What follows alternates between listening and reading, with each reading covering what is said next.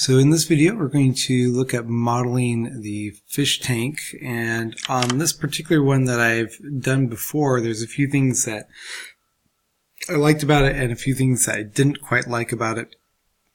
One is that in trying to get the water so it's animatable, I end up with all these little facets on the side, and you can see over in this window that my water has taken on a three-dimensional property. If I go through my timeline editor, let's go ahead and change this to just solid here. And if I go through my timeline editor, I'll see that at some points my water goes to just kind of a plane where it loses all the three-dimensional things, which is what I originally had the first time I've tried modeling this, where I didn't have the water animated. And so I prefer it this way. Why it switches has to do with the way the Boolean and stuff is kind of working on here. So what I'm going to do is I'm going to try to remodel this without all the facets, so that even if I can only get to work as a three-dimensional material, that it will still do things properly. So I'm actually going to go ahead and take this. I'm going to move it to another layer. Actually, I'm going to take that and the sand and just those two elements and move those to another layer. So I'm going to hit M, and I'm going to move those to a layer that I'm pretty sure is free there. Now I have these. I'm going to move this back to the center. I'm going to say selection to actually say cursor to center, because I'll need it there anyway. And I'm going to say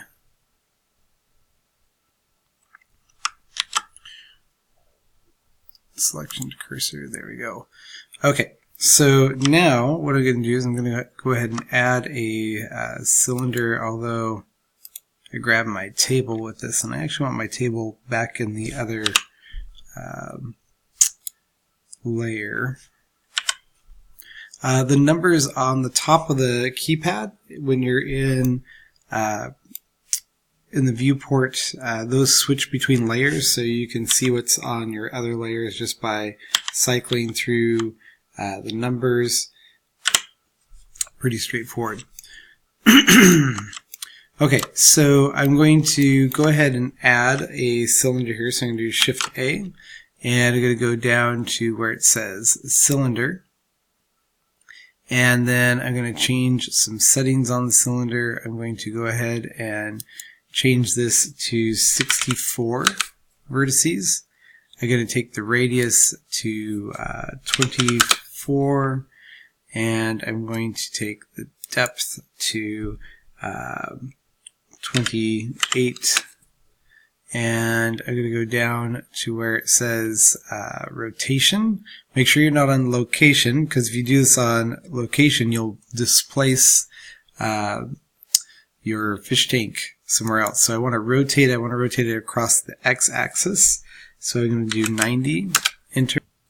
So to go over just a few things really quick, what I'm going to do is I'm going to bevel the edges, and to do that I'm going to just go ahead and select both of these loops by holding Shift and Alt to add to the selection, and then I'm going to hit Control B and pull it out like so, and then before I click I should scroll it up a little bit. There we go. And then what I want to do is I'm going to hit 7 so I look at it from top, 5 for orthographic view. I'm going to click on this top line here, and then I'm going to go ahead and do Shift S. I'm going to say cursor to I'm going to say cursor to selected. So now the 3D cursor is lined up right on this bar here, and I'm going to tab out. I'm going to do Shift A, and I'm going to add a circle. Because of the cutting into like a side here and stuff, I'm actually going to change the circle to be quite high in numbers. So I'm going to go ahead and do 256 vertices, and see if I can get a cleaner cut in there. I could probably do it with 32 as well and add some other loop cuts and stuff, but the geometry might work a little bit better with a higher cut for what I'm doing. And then I'm going to go ahead and scale this up with the radius here, pull it out until I see this circle kind of close to those edges. Tab out. I'm going to go ahead and pull that circle up a little bit. I'm going to change from normal to global in my transform orientation here. Most of you probably have it on that already. So I'm going to do a couple things. What I'm going to do with the circles, I'm going to do a projection cut into the top of this, and then I'm going to also have an inside layer of the fish tank that I'll do that with as well. So I'm going to go ahead and go tab. I'm going to click on this, and I'm going to go ahead and make these separate objects right now. I'll combine them later. I'll show you why. Again, my main goal is to get kind of a clean geometry for everything. So I'm going to do, before I do that, I'm going to name this. So I'm going to go, that's the wrong menu there. I'm going to go to my navigation menu, item. I'm going to call this tank. So we're going to say tank outside. And then I'm going to do Shift D, and I'm going to call this one, I'm going to hit escape so it stays lined up there. I'm going to call this tank inside.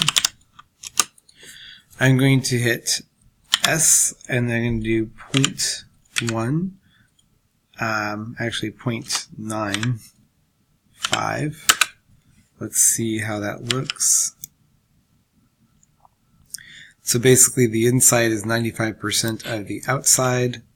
I'm going to go ahead and take this now. I'm going to do S. Actually, I'm going to do Shift D, and then escape S. I'm going to do 0.95. So I have an inside ring here as well. And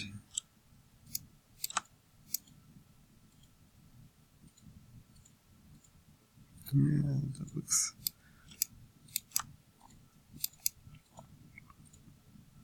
okay. It actually scaled down, oddly enough, there, because it's treating its center in that spot. And since I added it the way I did, that's why I did that. Okay, but that'll work for me.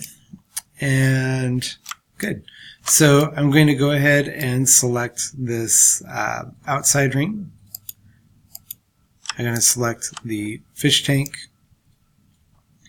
I'm going to go to the top. I'm going to do tab in. And then in my tools, I'm going to go down to the add section. And I'm going to go down right below knife and select. I'm going to do knife project. And you can see that it projected on that top surface there. I'm going to rotate my scene just a little bit so I can see it from the side. I'm going to hit E. I'm going to double click on Z just to make sure I'm going in the up direction. And do S, Z. And I'm just going to type 0, hit enter so it's flat. I'm going to hit X and say delete faces. So it's open. We'll look at this from the top now, and I can see that I have my projected cut from this circle right on the top. It's very important to be an orthographic for this and to be looking down when you do that cut, and it's kind of a handy way to slice into an object. Now you can see the inside fish tank there. I'm going to go ahead and tab out. I'm going to select the inside circle. I'm going to hold down Shift to select the inside one there. I'm going to go ahead and hit Tab, and I'm going to go and do 7 here, and then I'm going to click on Knife Project. So now I have that cut.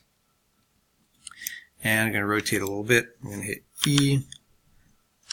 Double click on Z just to make sure that I'm going up in the Z direction, which I was, but again, never hurts to be sure.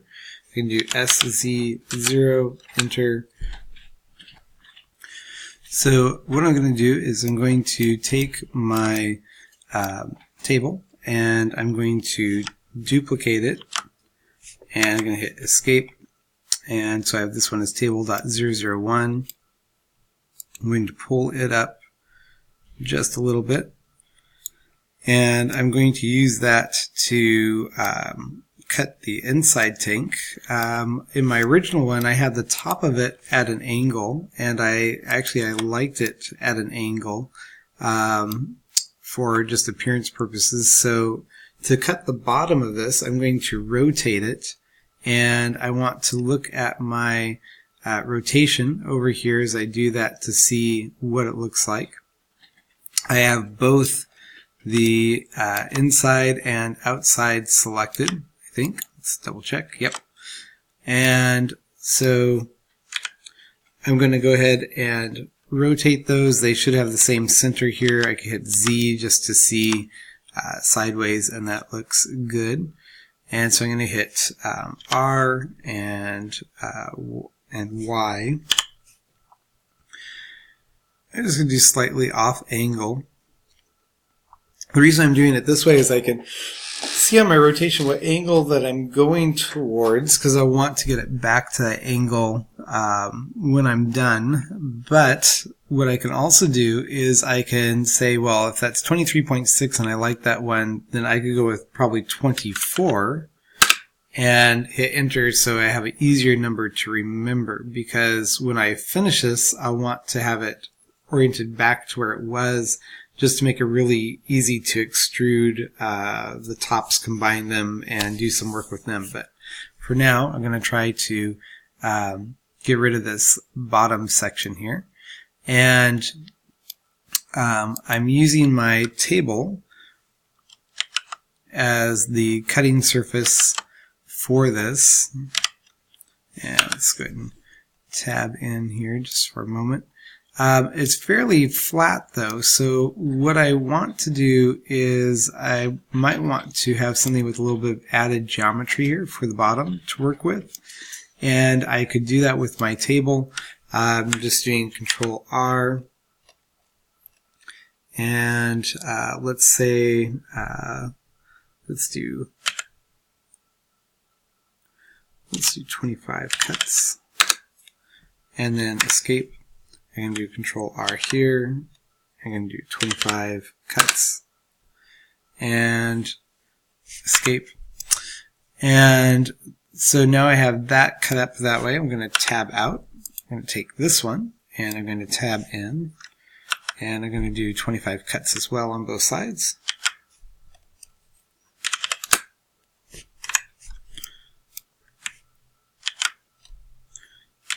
I'm basically giving it more geometry to intersect with so that I get a better cut on the bottom and less like really weird things happening with my geometry up above. And if I gave it more cuts, I probably could have gotten a better geometry yet, but I will add a subdivision to this a little bit later. So I'm going to pause this video here. In our next one, we're going to pick up actually slicing this and then move on to our next steps.